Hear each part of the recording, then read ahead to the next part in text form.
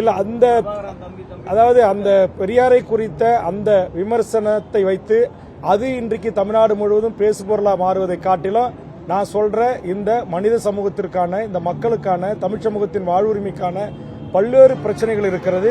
அதில் நாம் கவனம் செலுத்தினால் நாட்டுக்கும் நல்லது, நாட்டு மக்களுக்கும் நல்லது.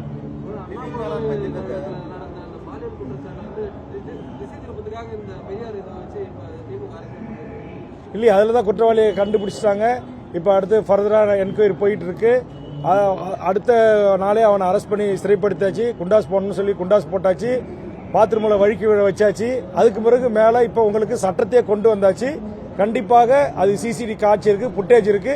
கண்டிப்பாக அவருக்கு உச்சபட்ச தண்டனை தான் அவருக்கு கிடைக்கும்.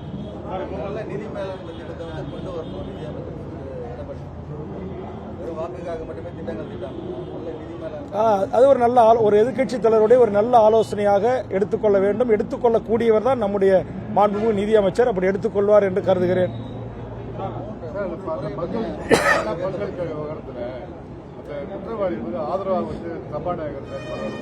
இல்ல அவர் ஸ்லாங் உங்களுக்கு தெரியும், திருநெல்வேலி ஸ்லாங் என்ன கூட தெரியுது.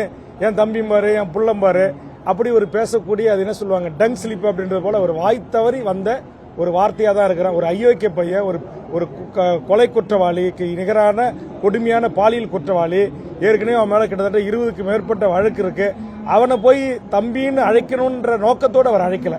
அது வயதுல பெரியவர், ஒரு டங் ஸ்லிப் அப்படின்றத நான் எடுத்துக்கிறேன். யாரு?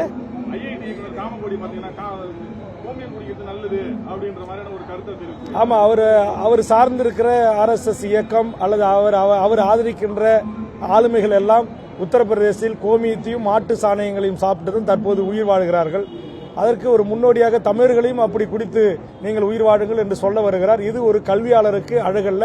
அதுவும் இந்தியாவிலேயே புகழ்பெற்ற IIT உயர்ந்த பொறுப்பில் இருக்கக்கூடியவர்கள் இப்படி அறிவியலுக்கு புறம்பான ஒரு கருத்தை சொல்வதை நான் மிக வன்மையாக கண்டிக்கிறேன்.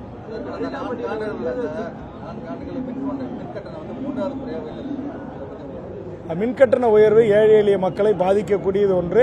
அதாவது தமிழ்நாடு அரசு மின்கட்டணத்தை உயர்த்தக்கூடாது, அதை திரும்ப பெற வேண்டும் என்பதுதான் என்னுடைய வேண்டுகோள்.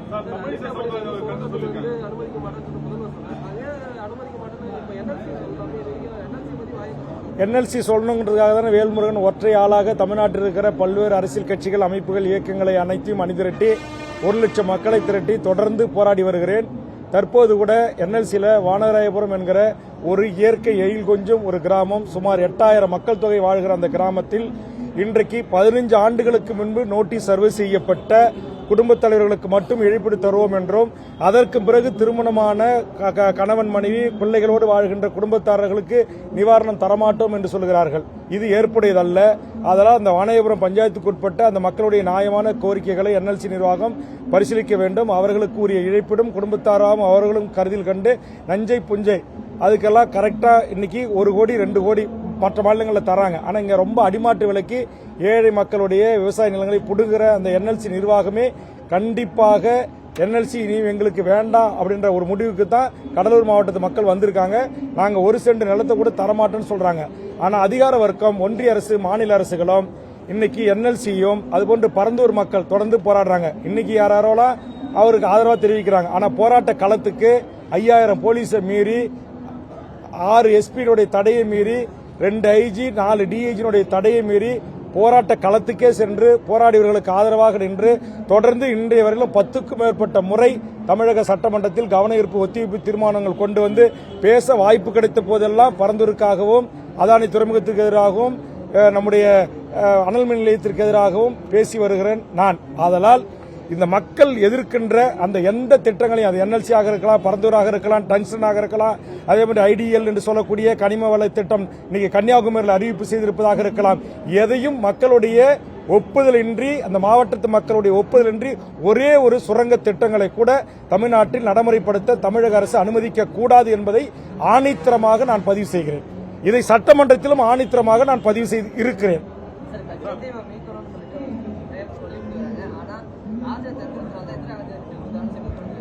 என்ன பெரிய ராஜதந்திரம்? அந்த இந்திரா காந்தியுடைய ராஜதந்திரம் என்ன ராஜதந்திரம் சொல்லுங்க. இப்ப செல்வ பிறந்தகை அது என்ன ராஜதந்திரம், அந்த ராஜதந்திரத்தோட விட்டு கொடுத்தால என்ன தமிழ்நாட்டு மீனவர்கள் கடல்ல காத்து வீசும் போது கடல்ல போய் என்ன அணைக்கட்டியா தடுக்க முடியும்? போறவனை இட்டு போய் வச்சு அடிக்கிறான், ராடால உதைக்கிறான். இது வரைக்கும் 400 மீனவர்களுக்கு மேல சுட்டு கொண்டு இருக்கிறான். 800 மீனவர்கள் இது வரைக்கும் செத்துருக்காங்க. கடல்ல முழுகி படகு விட்டு மோதி இன்னமும் கொண்டு போய் இன்னைக்கு 36 மீனவர்கள் பதிவு செய்யப்பட்டு சிறையில் இருக்கிறான். நூற்றுக்கணக்கான படகுகள் அவங்க ஏலம் விடுறான். என்ன உங்க ராஜதந்திரம் என்ன செஞ்சது?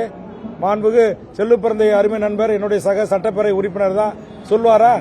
அன்னை இந்திராவினுடைய ராஜதந்திரம் எமது ஈழ மக்களையோ அல்லது என்னுடைய தமிழ்நாட்டு மீனவர்களையோ என்ன ராஜதந்திரத்தோடு காப்பாற்றியது என்பதை செல்வ பெருந்தகை அவர் கொஞ்சம் விரிவான ஒரு அறிக்கையின் ஊடாக சொன்னார் என்று சொன்னால் அதை குறித்து நாம் வரவேற்கலாமா அல்லது நம்முடைய விமர்சனத்தை முன்வைக்கலாமா என்பதை குறித்து நான் கருத்து சொல்வேன். இன்று வரையிலும் திமுக கூட்டணியில தான் தமிழக வாழ்வுரிமை கட்சி இருக்கிறது.